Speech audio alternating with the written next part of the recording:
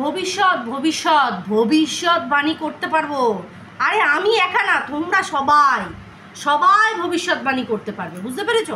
এর কোনো মানে দ্বিমত হবেই না, তোমরা দ্বিমত করতেই পারবে না।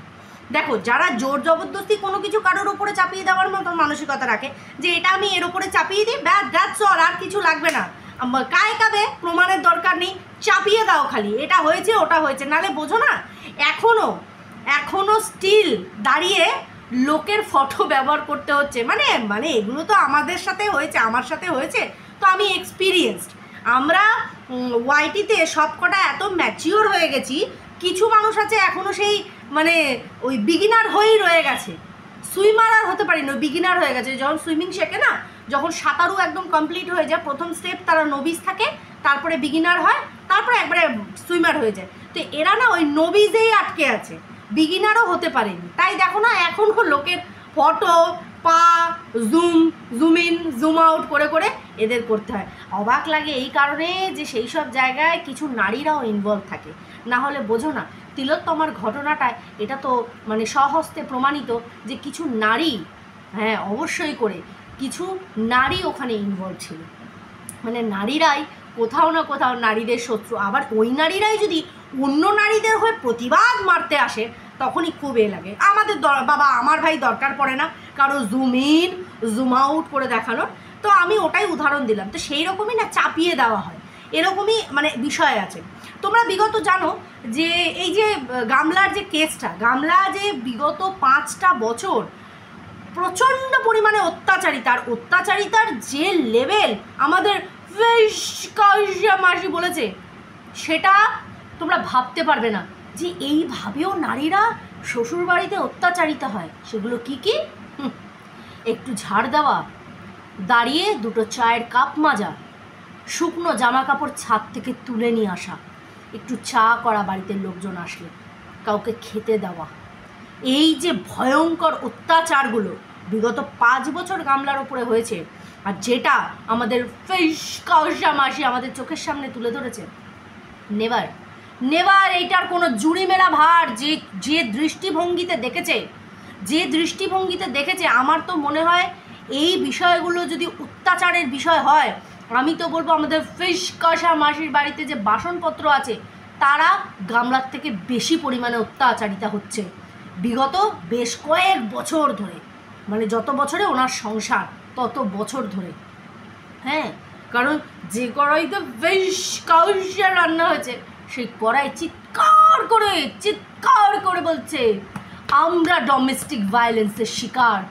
ওই মাসির হাতা খুন্তি প্রেশার কুকার কড়াই ফ্রাইং প্যান থালা থুতু বেরিয়ে যাচ্ছে আমার, চিৎকার করে বলছে ডোমেস্টিক ভায়োলেন্সের শিকার শুধু আমরা জড়বস্তু, আমরা বলতে পারি না, না হলে গিয়ে 498A কেস মেরে দিত ওই জ্বলন মাসির এগেনস্টে। বোঝাতে পারছি?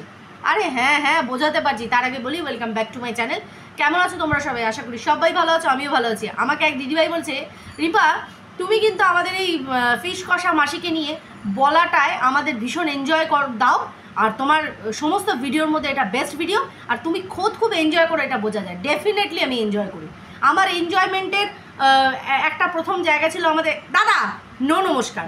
তো ওই দাদাকে নিয়ে আমি যখন ভিডিও করতাম, I am too much satisfied ভেতর থেকে। তো সেরকম পুনরায় আরেকটা যে টপিক আমি বেছে বার করেছি আমাদের ফিশ কষা মাসি, এটাও আমার একটা ক্রিয়েট করা বেশ একটা কমেডি ক্যারেক্টার, যে ক্যারেক্টারটাকে নিয়ে বলতে আই জাস্ট লাভ টু, আমার ভীষণ ভালো লাগে।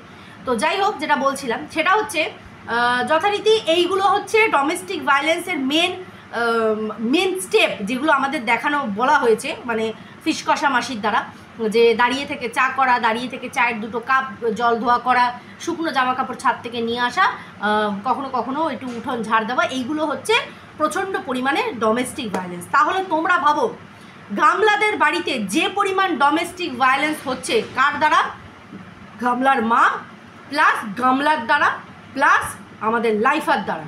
কী কী ডোমেস্টিক ভায়োলেন্স হচ্ছে? অবশ্যই করে ধানি লঙ্কার ওপর, অবশ্যই করে লাইফার বউ ওয়াইফার ওপর যে পরিমাণে ডোমেস্টিক ভায়োলেন্স হচ্ছে চোখে দেখা যায় না।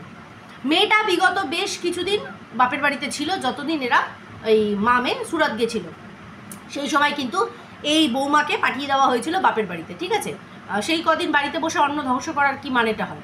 তো যথারীতি পাঠিয়ে দেওয়া হয়েছিল। না, এটাকে আমরা ভালো ওয়েতেও আবার দেখতে পারি যে না, এখানে থাকলে আবার বাপ বেটা কখনো ছেলে থাকবে না, কখনো একা বাড়িতে একটা মেয়ে ছেলে কী করবে, ঠিক আছে, কোনো অসুবিধা নেই। এটাও একটা, আমরা সবসময় যে নেগেটিভভাবে ধরবো তা না, পজিটিভভাবেও ধরা যায়। কিন্তু বিষয়টা হচ্ছে মেয়েটা বাড়িতে ঢুকতে পারেনি। আজকে সকালবেলা আমি গামলার মায়ের ভিডিও দেখলাম, যে কিনা দিল্লিকে একটা দেশ বলে, সেই ভদ্রমহিলার আমি ভিডিও দেখলাম, যিনি কিনা সকালবেলা ক্যামেরা প্যান করেছে সেখান থেকে, যেখানে কিনা তার বাড়ির বউ ঘর মোছা থেকে শুরু করেছে। ঘর মোছা, চূড়ান্ত পরিমাণে ডোমেস্টিক ভায়োলেন্স, চূড়ান্ত পরিমাণে। কারণ সামান্য উঠান ঝাড় দেওয়া যদি একটা ডোমেস্টিক ভায়োলেন্সের ভিত হয়, তাহলে এটা তো চরম লেভেলে গিয়ে অত্যাচার হয়েছে মেয়েটার উপরে। ঘর মুছেছে প্রত্যেকটা, ইনক্লুড ডাইনিং, কিচেন, এভরিথিং। ও ঘর মুছেছে। বিশাল পরিমাণে ডোমেস্টিক ভায়োলেন্স হচ্ছে। কে করেছে? গামলার মা করেছে, লাইফা করেছে। গেল ফার্স্ট। নেক্সট, বাসন মাজা। গামলা সামান্য দুটো কাপ ধুয়েছে, যেটাকে আমাদের ফিশ কষামাসি ডোমেস্টিক ভায়োলেন্সের পার্ট বলে মনে করেছে। সেইখানে লাইফার বউ ওয়াইফা এই বড় একটা গামলাকে ঘষছিল আর বলছিল বাড়ির অবস্থা খুব খারাপ, মানে বাড়ি পরিষ্কার করার দায়িত্ব ওর উপর গেছে। ওই বাসনগুলো নিয়ে, ওই টিংটিংয়ের চেহারা নিয়ে ও বসে গেছে পরিষ্কার করতে। চরম পর্যায়ে ডোমেস্টিক ভায়োলেন্স, চরম পর্যায়ে, বুঝতে পারছো? চরমে। এটা একটা পয়েন্ট। সেকেন্ড, কি করছে? সামান্য গামলা আনতো শুকনো জামা কাপড় ওপর থেকে, কি পরিমাণ ডোমেস্টিক ভায়োলেন্স হয়েছে। আর একে দেখো, বটি নিয়ে বসিয়ে দিয়েছে, বটি নিয়ে মাছ কাটতে বসিয়ে দিয়েছে। যখন তখন ওর হাত কেটে যেতে পারে, রক্তে রক্তাকার হয়ে যেতে পারে। ডোমেস্টিক ভায়োলেন্সের সেই লেভেল ছাড়িয়ে গেছে গামলাদের ফ্যামিলি। আর গামলা কি করছে? যে খোদ কিনা ডোমেস্টিক ভায়োলেন্সের শিকার এই কাজগুলো করে নিজের শ্বশুরবাড়িতে, সে পড়ে পড়ে ঘুমাচ্ছে আর তার বৌদিকে দিয়ে এই কাজগুলো করাচ্ছে। ইয়েস, অবভিয়াসলি তোমরা মিলিয়ে নাও। আমি প্রথমে ভেবেছিলাম গামলা হয়তো বাড়িতে নেই, ফোকলার বাড়িতে গেছে বিকজ অফ কালকের ফ্রাইডে। তারপরে ভাবলাম না না না না না, এখন যাবে না, কারণ সদ্য ঘাটাঘাটি হয়েছে আর সবে ঘুরে এসছে ওরা সব কটাই মিলে। এখন যাবে না, এখন যাবে না, পরিস্থিতিটা একটু থিতিয়ে যাক, ও ঠিক যাবে আবার। এইখানে কখনো উঠেছে যখন সেকেন্ড ধাপের চা হচ্ছে, সেকেন্ড ধাপের চা ওর জন্য হচ্ছে, আর এরা টিফিন খাচ্ছে, এরা টিফিন খাচ্ছে। গামলা নিজে বসছে টেবিলে আর এই ওয়াইফাকে বসিয়েছে মেঝেতে চা দিয়ে দুটো ওই গোলা রুটি খাওয়ার জন্য। আমরা আমাদের কাজের দিদিদেরও এইরকম খেতে দিই না। মেয়েটার ওপর কী পরিমাণে খাওয়া দাওয়ার ওপরে ডোমেস্টিক ভায়োলেন্স হচ্ছে। যেখানে শুধু উচ্ছে দিয়ে একটু মাছ রান্না করেছিল, সেটা হয়ে গেছিলো গামলার ওপর চরম ডোমেস্টিক ভায়োলেন্স। এই মেয়েটাকে 1 কাপ চা দিয়ে শুকনো দুটো গোলা রুটি খেতে দিয়েছে। ভাবতে পারছো কি পরিমাণ অত্যাচার এই মেয়েটার ওপর হচ্ছে শ্বশুরবাড়িতে? তোমরা অবাক হচ্ছ আমার কথাগুলো শুনে? অবাক হচ্ছ না? অবশ্যই, এগুলো অবাক হওয়ারই বিষয়। আমার সংসার, এই যে সকালবেলা ঘুম থেকে উঠে রাতের বাসন, বিছানাপত্র তোলা, আমার ছেলেদের জন্য টিফিন তৈরি করা, নিজে খাওয়া, এবার দুপুরের রান্নায় যাব, বাকি সমস্ত কাজ আছে। এই কাজগুলো যদি বলে কেউ যে আমার হাজব্যান্ড আমার উপরে ডোমেস্টিক ভায়োলেন্স করছে, আমার শ্বশুরবাড়ির লোকেরা, তাদেরকে আমি মস্ত বড় গাধা, ইডিয়েট আর ফুল, যেমন আমাদের ফিশকাশামাসি নিজেকে এভরি মুমেন্টে পরিচয় দিচ্ছে যে উনি কত বড় একটা মূর্খ, শিক্ষিতা মূর্খ হয় না, ডিগ্রিধারী অশিক্ষিতা, সেম লাইক দ্যাট। এরা কি করছে ওয়াইটির বাজারে? এদের কাছে ডোমেস্টিক ভায়োলেন্স মানে এটা। আর যেখানে বগদাদা খোদ এসে বলছে দীপ্ত মেরেছে গামলাকে, সেটা নাকি ডোমেস্টিক ভায়োলেন্স না। ভাবতে পারছো? তাহলে তো গামলার থেকে নেক্সট লেভেলে গিয়ে 1 বছরও যে মেয়েটার হয়নি এখনও, সেই মেয়েটার ওপর ডোমেস্টিক ভায়োলেন্স হচ্ছে। অথচ মেয়েটার মুখে একগাল হাসি, যে হাসিটা গামলার মুখেও আমরা দেখেছি। 5 বছর পর হঠাৎ করে তার মনে হয়েছে এই কাজগুলো আমার ওপরে ডোমেস্টিকলি করা হয়েছে, উচ্ছে দিয়ে আমাকে পটলশাটি মাছ খাওয়াতো। অথচ সেই পটলশাটি মাছ কিন্তু ও বাপের বাড়িতেও খেয়েছে। বুঝতে পারছো? শ্বশুর বাড়িতে থাকলে সেই পটলশাটি মাছটাই হয়ে যাচ্ছে ডোমেস্টিক ভায়োলেন্সের পার্ট, অথচ বাপের বাড়িতে থাকলে সেটা সুস্বাদুভাবে রান্না করে সেটা খাওয়া হচ্ছে প্রিয় খাবার, লাইক সোয়াবিন, এরকম বহু জিনিস আছে যেগুলোতে কিনা ওর ওখানে অ্যালার্জি হতো। এটা হচ্ছে মেন অংশ এই মানে ফ্যামিলির। এত নোংরা এরা, প্রতি মুহূর্তে সেটা প্রমাণিত হচ্ছে। দেখো, দোষগুণ মিলিয়ে একটা সংসার হয়। স্বামী ভালো হবে, স্ত্রী খারাপ হবে, আর স্ত্রী ভালো হবে, স্বামী খারাপ হবে, না না না, দোষগুণ সবার থাকে। কিন্তু যে অংশগুলোকে তুলে হাইলাইট করা হচ্ছে, বিশেষ করে এই বড় বিগ দালালের দ্বারা, মিন্স ফিশ কষামাসির দ্বারা, সেটা সমস্তটাই ফালতু।